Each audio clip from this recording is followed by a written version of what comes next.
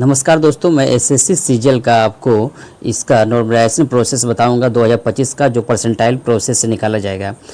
पहले जो पुराना जो फॉर्मूला था उसके तहत कितना स्टूडेंट को घाटा होता था उसके बारे में भी मैं आपको जानकारी शेयर करूंगा। मैं दोनों में कंपेयर करता हूं। आप ही बताइएगा कि दोनों ओल्ड और न्यू में दोनों में कंपेयर करने पर कौन बेस्ट फार्मूला है, और उस हिसाब से आप अपना कमेंट कर सकते हैं फ्रेंड्स। तो मैं आपको जानकारी शेयर करना चाहता हूं कि जो न्यू प्रोसेस से परसेंटाइल प्रोसेस से इस बार जो फॉर्मूला से आपका नॉर्मलाइजेशन प्रोसेस निकाला जाएगा स्कोर, ये सबसे बेस्ट रहेगा। इसमें आसान शिफ्ट वाले का ज़्यादा स्कोर माइनस नहीं होगा और हार्ड शिफ्ट का भी ज़्यादा स्कोर नहीं इंक्रीज होगा। तो मैं अब आपको सबसे पहले पुराना फॉर्मूला से होता था, मैं उसके बारे में आपको जानकारी शेयर करने जा रहा हूँ। अब मैं आपको एसएससी सीजीएल का जो पुराने नॉर्मलाइजेशन प्रोसेस से आपका स्कोर निकाला जाता था, मैं उसका नुकसान के बारे में आपको जानकारी शेयर करता हूं। कैंडिडेट ये रहा ओल्ड फार्मूला 2025 से पहले का, 2024 में इसी के थ्रू आपका रिजल्ट बनाया गया था। इसमें से देखिए घाटा ये है कि जो मैं इसमें ब्लू कलर से डिप किया हूँ, जो इसमें मैं आपको कलर डिप किया हूँ, इसमें आप देख सकते हैं जो M1 और नीचे MI है, इट मीन्स इसमें जो एवरेज मार्क्स रहेगा टॉपर का 0.1%, उसके मार्क्स से ही स्कोर निकाला जाता था। जिस कारण से जो टॉपर स्टूडेंट थे उनका तो स्कोर ठीक रहता था, लेकिन जो ईजी शिफ्ट में बच्चे स्कोर लाए हुए थे उन्हें जब कंपेयर किया जाता था टॉपर से, तो ईजी शिफ्ट वाले को बहुत घाटा होता था। मैं आपको ओल्ड फार्मूला का एक एग्जाम्पल बताता हूं, जिससे कि आपको आसानी होगी कैंडिडेट आपको इससे समझने में कि क्यों आपको घाटा होता था इससे। तो देख सकते हैं, मान लीजिए आपका फर्स्ट शिफ्ट में 160 स्कोर आया था, और उसके बाद सेकेंड शिफ्ट में आपका 150 और थर्ड शिफ्ट में 140 स्कोर आया था।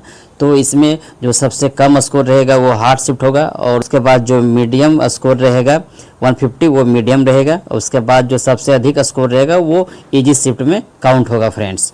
तो इसमें फ्रेंड्स पुराने तरह के फॉर्मूला से जब आपका स्कोर बनाया जाता था नॉर्मलाइजेशन स्कोर, तो इसमें क्या होता था कि जो सबसे हार्ड शिफ्ट का स्कोर है उसको एवरेज स्कोर माना जाता था, और इसी से ही इजी और मीडियम का एवरेज स्कोर निकाला जाता था। इट मीन्स अगर मान लीजिए, अगर अभी जो मैं आपको एग्जांपल बता रहा हूँ हार्ड शिफ्ट में 140 स्कोर है, तो आपका मीडियम में 10 स्कोर माइनस हो जाता है, और इसमें आपका जो इजी शिफ्ट में 160 है इसमें 20 स्कोर माइनस हो जाता है, जिससे कि इजी और मीडियम वाले को हमेशा घाटा होता था फ्रेंड्स, और हार्ड वाले को हमेशा प्रॉफिट होता था पहले का फॉर्मूला से जब आपका रिजल्ट निकाला जाता था। इसमें देखिए कैंडिडेट, इसमें नुकसान क्या होता था कि जो इजी शिफ्ट में स्कोर लाते थे उनका बहुत बड़ा नुकसान होता था, क्योंकि उनका स्कोर इंक्रीज नहीं होता था, उनका स्कोर हमेशा माइनस होता था। और हार्ड शिफ्ट के लिए प्लस पॉइंट आता था, इनका स्कोर हमेशा अपग्रेड होता था, प्लस में ही होता था, जिससे कि हार्ड शिफ्ट वाले का बच्चे का अधिक सिलेक्शन होता था फ्रेंड्स। ओल्ड फॉर्मूले से स्टूडेंट को घाटा इसलिए होता था क्योंकि जो सबसे टॉपर रहेगा ईजी शिफ्ट में बच्चे, ईजी शिफ्ट में भी जो टॉपर स्टूडेंट होते हैं उन्हीं का मार्क्स लेके ईजी शिफ्ट का एवरेज स्कोर निकाला जाता है, जिससे कि ईजी शिफ्ट वाले का बच्चे का घाटा हो जाता था, स्कोर हमेशा उसका स्कोर कम हो जाता था, क्योंकि उसमें भी टॉपर होते थे, जिस कारण से इजी शिफ्ट वाले बच्चे का स्कोर कम हो जाता था।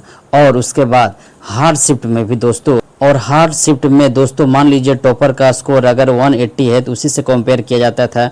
तो हार्ड शिफ्ट में ये बेनिफिट होता था कि इसमें चूँकि हार्ड शिफ्ट में एवरेज स्कोर ही सबसे हाईएस्ट रहता था, तो सभी का मार्क्स इंक्रीज होता था, हमेशा अपग्रेड होता था हार्ड शिफ्ट वाले का। तो इसमें इसलिए हार्ड शिफ्ट का हमेशा फ़ायदा होता था और इजी शिफ्ट को हमेशा नुकसान होता था। अब मैं एसएससी कैंडिडेट को बताना चाहता हूं कि जो इस बार जो न्यू फार्मूला से आपका कैलकुलेशन होगा, इस बार का रिजल्ट टायर 1 का, तो आप देख सकते हैं ये है फार्मूला कैंडिडेट। इसमें देखिए पहला स्टेप क्या है, कैलकुलेशन ऑफ परसेंटाइल स्कोर, आपके परसेंटाइल स्कोर को लिया जाएगा। उसके बाद सेकेंड में है sorting the candidate using their percentile and combining data from all the session। इसमें पर आपका जो sorting किया जाएगा परसेंटाइल का सभी शिफ्ट का डाटा से। उसके बाद थर्ड स्टेप में आपका calculation of the normalise score, उसके बाद ही आपका नॉर्मलाइज स्कोर बनेगा। तो मैं आपको इसका एग्जांपल के तहत बताता हूँ, जिससे कि आपको आसानी होगी इससे समझने में। तो कैंडिडेट ये रहा न्यू फार्मूला का कैलकुलेशन। इसमें आपका जो नॉर्मलाइज स्कोर किस तरह से निकाला जाएगा, तो आपका नॉर्मलाइज स्कोर इक्वल टू आपका जो योर एक्चुअल स्कोर, जो आपका स्कोर है उसके बाद उसको इक्विवेलेंट किया जाएगा आपके परसेंटाइल से, और इसमें उसके बाद नीचे टोटल शिफ्ट से आपका डिवाइड किया जाएगा, वही आपका परसेंटाइल स्कोर आएगा। मैं आपको इसको एग्जाम्पल के तहत आपको समझाने की कोशिश करता हूँ, जिससे आसानी होगी आपको न्यू फार्मूला को समझने में। ये रहा न्यू फार्मूला का एक एग्जाम्पल, मैं आपको दिखा रहा हूँ। ये एग्जाम्पल है। मान लीजिए कि फर्स्ट शिफ्ट में आपका स्कोर 170 आया और उसमें आपका 90 परसेंटाइल हुआ। तो चूँकि आपका ये स्कोर सबसे हाई है इसलिए ईजी शिफ्ट में काउंट होगा। उसके बाद मान लीजिए सेकेंड शिफ्ट में आपका स्कोर 150 आया तो इसका भी परसेंटाइल 90 हुआ, क्योंकि ये मीडियम शिफ्ट आपका हुआ। उसके बाद थर्ड शिफ्ट में आपका मान लीजिए 130 स्कोर आया, चूँकि सबसे कम नंबर है, इसका मतलब आप समझ जाइए ये हार्ड शिफ्ट है, तो इसका भी परसेंटाइल आपका 90 परसेंटाइल होगा। फिर इसके बाद फ्रेंड्स जो नॉर्मलाइजेशन का प्रोसेस है ये किया जाएगा। आपका टोटल शिफ्ट का जो नंबर है उसे ऐड किया जाएगा। फर्स्ट शिफ्ट में आपका 170 था, सेकेंड शिफ्ट में 150 और थर्ड शिफ्ट में 130। इसको चूँकि 3 शिफ्ट में हुआ है तो इसे 3 से डिवाइड किए तो इसका टोटल जो आंसर आया 450/3। तो इसका जो एवरेज स्कोर आया 150।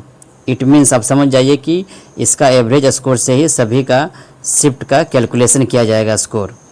तो पहले मैं आपको बताता हूं कि इसमें जो फर्स्ट शिफ्ट है ये इजी में काउंट हुआ है, उसके बाद जो सेकेंड शिफ्ट है ये मीडियम है, और जो सबसे कम स्कोर है वो हार्ड शिफ्ट में काउंट होगा।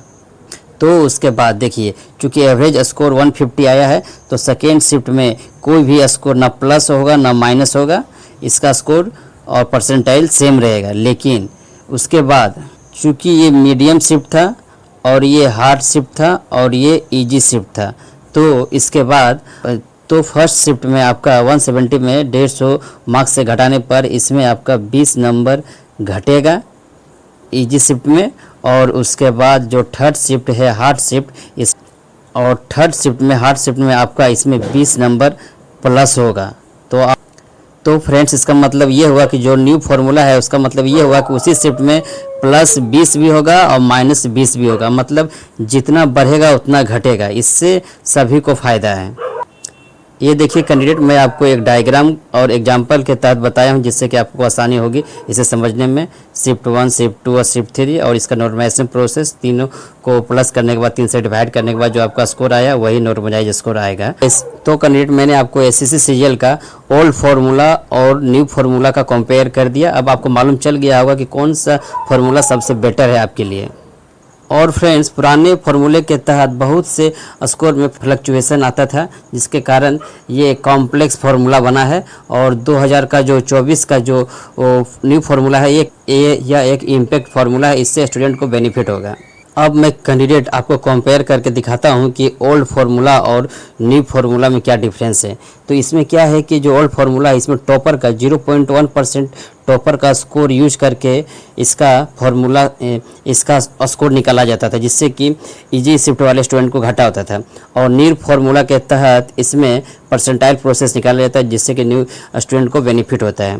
और उसके बाद सेकेंड में एक्यूरेसी में आपका ओल्ड फार्मूला में मिडिल और लोअर स्कोरर वाले को इग्नोर किया जाता था, उनका सिलेक्शन का प्रोबेबिलिटी बहुत कम होता था।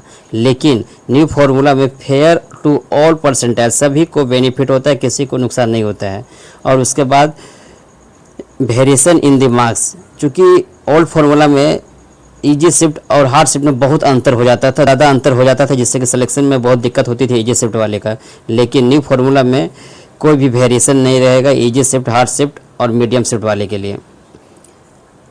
अब कैंडिडेट मैं आपको 2024 का कटअप बताने जा रहा हूँ एसएससी सीजीएल का, जिससे कि आपको आसानी होगी कंपेयर करने में 2025 के कटअप से। तो 2024 में आपका जो जनरल स्कोर था 153.18 और उसके बाद ओबीसी का 146.26, उसके बाद ईडब्ल्यूएस का 142.03 और एससी का 126.45 और एसटी का 111.89 फ्रेंड्स। तो देख सकते हैं जो 2024 का कटअप बहुत हाई था दोस्तों, लेकिन इस बार वैसा नहीं होगा। न्यू फार्मूला के तहत आपका जो स्कोर है इस बार 20 नंबर का दोनों में डिफरेंस रहेगा, पुराने और अभी में। मैं आपको 2024 का कट ऑफ ऑलरेडी बता चुका हूँ। अब मैं आपको 2025 का टायर 1 का कट ऑफ बता रहा हूँ। तो आप देख सकते हैं ये एक्सपेक्टेड सेफ स्कोर है दोस्तों। तो चूँकि 2024 में जनरल का कट ऑफ आ गया था, लेकिन इस बार का जो जनरल का स्कोर रहेगा 130 से 135 के बीच में ही रहेगा, ये कन्फर्म है, क्योंकि न्यू परसेंटाइल प्रोसेस से आपका जो नॉर्मलाइजेशन प्रोसेस किया जाएगा और आपका रिजल्ट निकाला जाएगा इस कारण से। उसके बाद आपका ओबीसी में 124 से 128 के बीच में कन्फर्म रहेगा, सेफ स्कोर है। जिनका ये स्कोर आया हुआ है वो स्टूडेंट टाइम वेस्ट ना करे और आप मेंस का प्रिपरेशन में लग जाइए, क्योंकि आपका जो मेंस का एग्ज़ाम है जनवरी का फर्स्ट वीक में हो जाएगा और आपका जो ये रिजल्ट है टायर 1 का दिसंबर का फर्स्ट वीक में आ जाएगा, तो आपके पास टाइम नहीं मिलेगा। उसके बाद मैं आपको बताता हूँ ईडब्ल्यूएस में आपका 122 से 124 के बीच में सेफ स्कोर रहेगा। और उसके बाद एसटी का आपको 113 से 118 के बीच में कन्फर्म रहेगा ये स्कोर। और लास्ट उसके बाद एसटी में आपका 105 से 109 तक या सेफ स्कोर रहेगा सिक्योर। जिनका ये नंबर रहे आप प्लीज़ मेंस का प्रिपरेशन करना स्टार्ट कर दीजिए, टाइम वेस्ट ना करें। और क्योंकि आपके पास टाइम बहुत कम है, जनवरी में आपका एग्ज़ाम होगा और उसी में आपका उसके बाद उसी टाइम आपका टाइपिंग भी होगा, तो आपको बहुत कम प्रिपरेशन का टाइम मिलेगा। इसलिए अभी से आप लोग टाइपिंग वगैरह भी स्टार्ट कर दीजिए फ्रेंड्स। तो कैंडिडेट मैंने आपको एसएससी टायर 1 का कट ऑफ की जानकारी शेयर कर दिया हूँ। उसके बाद मैं आपको पुराना फार्मूला और न्यू फार्मूला का दोनों का कंपेयर भी करके दिखा दिया हूँ। और उसके बाद आपको ओल्ड फार्मूला और न्यू फार्मूला के बीच में अंतर के बारे में भी जानकारी शेयर कर दिया हूँ। और अब आप बता सकते हैं कि आपको कौन सा फार्मूला सबसे बेस्ट लगा, न्यू वाले या पुराना जो चल रहा था। आप अपना कमेंट शेयर कर सकते हैं।